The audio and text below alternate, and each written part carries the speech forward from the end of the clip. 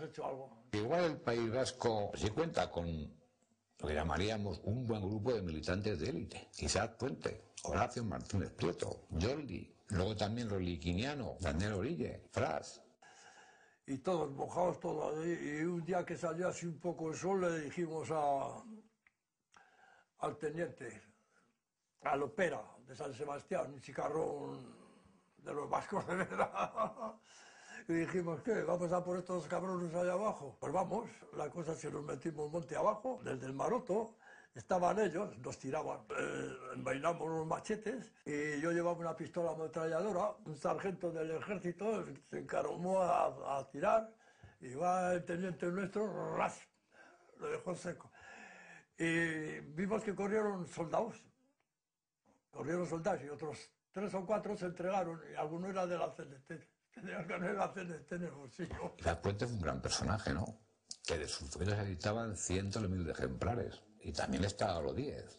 Al que se debe que durante muchos años la CNT no siguiera caminos reformistas. Hasta hace poco casi no había ni una fotografía suya. Fue una época, digamos, de grandes periódicos, ¿no? Solidaridad Obrera, CNT del Norte, Horizonte ya en la guerra, Crisol de San Sebastián. Monte, era de noche, estamos en invierno, en diciembre, fíjate. Y estábamos allí y nosotros decíamos, pues ya está preparado otra, porque la primera pensamos que fue una encerrada, ¿entiendes? Que nos dieron leña de cojones.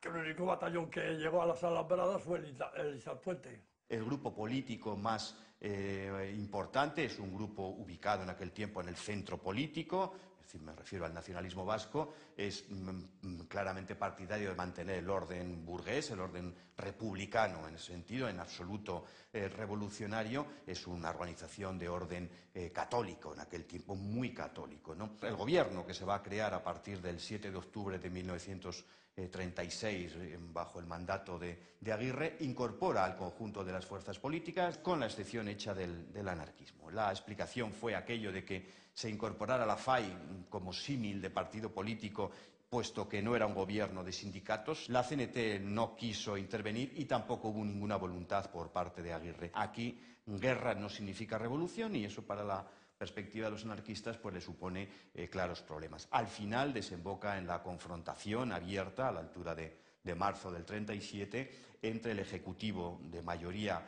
nacionalista por una discusión en torno a ver quién se quedaba, si la CNT o el Partido Comunista, con una imprenta.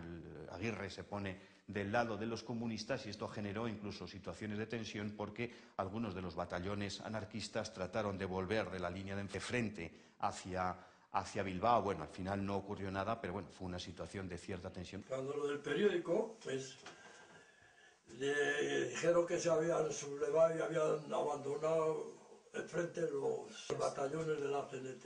Eso es mentira, ningún batallón abandonó. El único batallón que dejó el frente fue el Isaac Puente. Y es porque llevaba permiso de descanso. Yo creo que en la guerra ya se tuvo un poder que no había tenido antes. Hay unos cuantos batallones, luego en la guerra anarquista. Ya tenés, no sé, 7 o 8 mil combatientes. Venga toda la noche andando y silencio, no fumar, que estamos entre las líneas enemigas y ta. Y ya pues a la madrugada amanecemos y una carretera sería la de Mondragón. Amanecemos allí, un salir de allí, Y allí ya nos retiraron y el batallón no sé dónde fue. Nosotros lo llevaron a Bilbao y a formar el batallón de Urruti. Los anarquistas crearon 6 unidades o 6 batallones, 6 y media, habría que decir, 6 completas y una a la Rosa Luxemburgo por mitades, frente, bueno, pues creo recordar que son 22 aproximadamente del Partido Nacionalista, 14 de los socialistas, 7 todavía del Partido Comunista, etc. Eso, de alguna manera, es un poco la fotografía de fuerzas, sobre todo muy circunscrito, insisto, a Vizcaya, porque claro, es una fotografía que deja fuera pues lo que podían ser buena parte de los efectivos de lo que era pues la tradición del anarquismo en sitios como Álava, incluso lugares como Guipúzcoa, donde en primera instancia sí que habían jugado un papel importante en la defensa de San Sebastián. Empezó un tiroteo allí y aquel día pasé yo miedo de cojones, sí. y ya nos pusimos en línea y había habido una espantada. Allí no había quedado nadie. Yo creo que estábamos nosotros solos. Hasta el resto del batallón nuestro se había dado la espantada. Porque en el batallón nuestro fusilaron por lo menos a 5 por eso. Por pegarse un tiro en la mano y por dar la espantada. Y ahí pues ya fuimos retirando y ahí el combate empezó.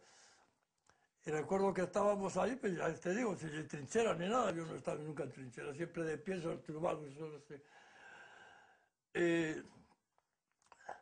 Al capitán nuestro lo debieron zumbar y pusieron otro. Y a mí me hicieron de teniente en el puesto de él. Hay que decir que la posición básica pues se dio quizá en principio, ¿no? Un avance en Guipúzcoa y se dio básicamente a la CNT. El nacionalismo no plantó cara, solamente la CNT. Al principio, cuando estalló el movimiento, allí no había, los nacionalistas estaban desterrados. Allí todo Bilbao, ni comunistas ni hostias, allí todo era Bilbao. Era una CNT joven, la guipuzcoana, ¿eh? Se ha dicho, no sé si comprenda razón, ¿no?, que en la Guipúzcoa de la República, pues casi para demostrar que eras un tío bravo de la CNT había que haber tenido en alguna acción directa. Pero sí es verdad que son muchos los detenidos. Sí, siempre que hay intervención en huelgas revolucionarias, transporte de explosivos, propaganda anarquista muy contundente. Era una gente que siendo jóvenes en poco tiempo se convirtieron en gente de brega dura, gente casi del bronce, contundentes y demás. Y Guipúzcoa creó un famoso batallón, ¿no? Mayoritariamente eran guipuzcoanos, el Sacro Banchetti y también en buena parte del Malatesta. El Malatesta fue por antonomasia más el batallón anarquista, más combativo, más duro y más exigente y más dispuesto a plantar cara a los nacionalistas y demás. Otros dirán que el Bakunin también tenía lo suyo y de hecho, luego Franco, haber combatido en el Malatesta, era un fusilamiento, ¿eh? Tuvieron fama de que habían liquidado a toda la derecha, a la margen derecha, hay que decirlo así. Este me decía esto, no lo sé hasta qué punto es verdad. A una de estas viene uno que estaba al lado mío y me dice, venga, Félix, me han pegado un tiro. Le miro, le digo, nada, eso no es nada, hombre. Y le miro por atrás y le tiraban balas explosivas y tenía allí se quedó. Y allí pues tuvimos que retirar. Vinieron los requetes y se metieron. Que recuerdo que cuando nos estaban cacheando nosotros y diciéndonos que si no habías tenido cargos políticos, no habías tenido cargos en organizaciones, ni en el ejército, ni no sé qué, Franco no fusilaba a nadie. Y yo cogieron a otro teniente conmigo, a un camillero y a un herido que llevábamos. Y yo le miraba al otro, le digo, aquí se acaba la historia. Y nos habíamos arrancado ¿entiendes? Yo la pistola la había guardado. Digo, por si me puede escapar, ya sé dónde la dejo. O sea, que hablar de violencia en un movimiento que ha sufrido la violencia mucho más que nadie, a veces la ha ejercido, no voy a negar que en momentos puntuales sí, ¿eh? Y cuando lo ha hecho casi pensando en los de arriba, que se cargó a Dato, que se carga cadena, que atenta sobre un rey, sí, pero yo pienso que la ha padecido mucho más que ejercido, pero vamos, con toda seguridad.